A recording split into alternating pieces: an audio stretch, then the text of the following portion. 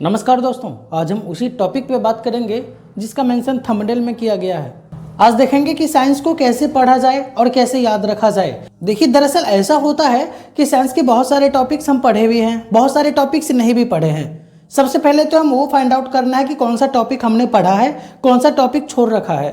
और बात ये आती है कि जब पढ़ते हैं तो याद तो हो जाता है, लेकिन याद रहता नहीं है। कुछ चीज़ें समझने में भी दिक्कतें होती है। तो आज विशेष रूप से साइंस के छोटे से छोटे टॉपिक्स को लेके हम आपके पास आए हैं, जिसमें फिजिक्स, केमिस्ट्री और बायोलॉजी के सारे टॉपिक्स को अलग अलग करके देखेंगे। और देखिए दोस्तों, इस बार हम एक प्लान बनाने वाले हैं, 30 डेज प्लान, जिस 30 डेज में साइंस का एक छोटा से छोटा टॉपिक या बड़ी से बड़ी टॉपिक, सारा टॉपिक्स कवर में आ जाएगा और उससे आपको याद भी रखने में भी बहुत ईजी होगी। लेकिन यही होती है कि जब हम किसी चीज़ को याद करते हैं तो एक बार पढ़ते हैं, फिर आगे भाग जाते हैं, तो पता ही नहीं चलता कि कौन सा टॉपिक्स हम एक बार पढ़े हैं, कौन से टॉपिक्स को हम 3 बार पढ़ चुके हैं। और ऐसे में क्या होती है, जब एक बार पढ़े हुए टॉपिक से क्वेश्चन आ जाए तो वहाँ पे कन्फ्यूजन हो जाती है। तो आज के प्लान में हम अपनी स्ट्रेटजी को आपके साथ शेयर कर रहे हैं। जिस तरीके से हम पढ़ते थे, जिस तरीके से हम तैयारी कर रहे हैं, सेम वही तरीका हम आपके साथ शेयर करने वाले हैं।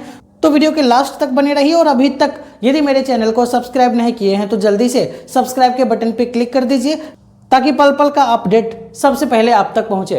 तो दोस्तों, सामान्य विज्ञान के इस 25 में 25 स्कोर करने की स्ट्रेटजी के पहले स्टेज पे चलते हैं। तो पहले स्टेज पे हम फिजिक्स के बारे में डिस्कशन करेंगे। देखिए, अभी हम फिजिक्स के सारे टॉपिक्स को आपके सामने ला के रख दिए हैं। जैसे कि पहले मात्रक है, दूसरे नंबर पे गति, कार्य एवं ऊर्जा, गुरुत्वाकर्षण, दाब, प्लवन, पृष्ठ तनाव, श्यानता, प्रत्यास्थता, सरल आवर्त गति, तरंग, ध्वनि, ऊष्मा, प्रकाश, स्थिर वैद्युत, विद्युत धारा, चुंबकत्व, परमाणु भौतिकी, रेडियो सक्रियता, नाभिकीय अभिक्रिया, ब्रह्मांड विविध या फिर वैज्ञानिक उपकरण। साथ ही में देखेंगे भौतिक संबंधित महत्वपूर्ण खोज, मात्रक का एक पद्धति से दूसरे पद्धति में परिवर्तन, माप तौल के विभिन्न मात्रक, और लास्ट में देखेंगे विभिन्न यंत्रों एवं उपकरणों का आविष्कार।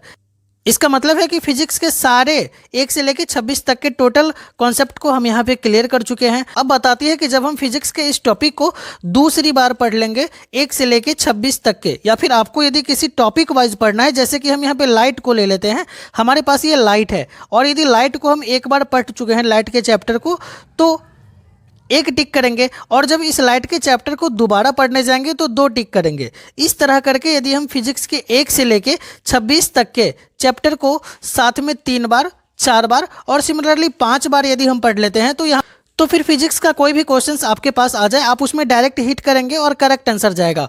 इसी तरह हम बात कर ले केमिस्ट्री के बारे में। यदि हम इस केमिस्ट्री के टोटल टॉपिक्स को, इतना ही टॉपिक्स आपको दोस्तों पढ़ना है, इस टॉपिक से बाहर नहीं आएंगे। और यदि इस टोटल केमिस्ट्री को एक बार पढ़े हैं तो हम यहाँ पे 1 टिक करेंगे। जब इसी को दूसरी बार पढ़ने जाएंगे तो हम 2 टिक करेंगे। आप पार्टिकुलर चैप्टर को भी ले सकते हैं, जैसे कि अम्ल भस्म एवं लवण की यदि हम बात करें तो अम्ल भस्म और लवण जो हमारा चैप्टर है, इस चैप्टर को यदि हम 1 बार पढ़ लिए तो 1 टिक करेंगे, 2 बार पढ़ लिए तो 2 टिक करेंगे, और सिमिलरली इसी तरह कंटिन्यूअस 3, 4 और 5 टिक करते चले जाएगा। तो 5वां टिक के बाद आई थिंक आपको जितने भी क्वेश्चंस रहेगी बिल्कुल डायरेक्ट हिट करेंगे, इसमें आपको कोई कन्फ्यूजन आने वाली नहीं है।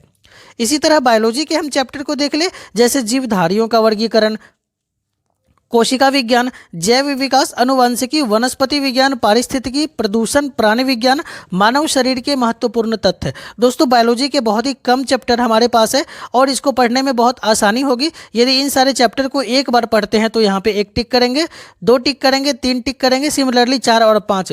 तो दोस्तों, इस तरीके से यदि पढ़ा जाए, इस स्ट्रेटजी को फॉलो किया जाए, तो दोस्तों एक भी कन्फ्यूजन आपको किसी भी टॉपिक को लेकर नहीं रहेंगी, क्योंकि हर एक टॉपिक हमारे प्लान के अनुसार चार्ट में अवेलेबल है। और जहाँ पे अवेलेबल है तो हम इसके और इस चार्ट के थ्रू यदि हम 30 दिन भी साइंस को अच्छे से दे दें तो साइंस का कोई भी चैप्टर, कोई भी क्वेश्चंस आपको बिल्कुल अननोन नहीं लगेगा। उस क्वेश्चंस के बारे में आपको याद आ जाएगा कि हाँ, मैंने इस चैप्टर में इस क्वेश्चंस को पढ़ रखा है। और दोस्तों, इस स्ट्रेटजी को आप यदि 1 महीने तक भी फॉलो कर लेंगे तो उम्मीद करते हैं कि आपकी साइंस की जो कन्फ्यूजन है, जिससे आपको डर लगता है, इससे आपको डर नहीं लगेगा, बल्कि इस साइंस को आपसे डर लगेगा कि कहीं आप न मिल जाएं, नहीं तो आप फिर इस साइंस का धुआं छोड़ा दें। तो यदि इस तरीके से हम पढ़ाई करें और देखें यहाँ पे कि कौन से टॉपिक को, कौन से चैप्टर को कितनी बार हम लोगों ने रिवीजन कर रखा है, तो according to my self experience आपको बतला रहे हैं कि 4 से 5 जाते जाते आपको वो चीज़ें इतनी अच्छे से समझ में आ जाएगी, इतने अच्छे तरीके से याद हो जाएगा कि डायरेक्ट क्वेश्चन आते ही आप उसके सही आंसर पे हिट करेंगे और किसी भी तरीके की कोई कंफ्यूजन आपको साइंस के चैप्टर से देखने को नहीं मिलेंगे। वीडियो अच्छी लगी तो प्लीज़ चैनल को सब्सक्राइब कर अपने दोस्तों के साथ शेयर जरूर कीजिएगा। थैंक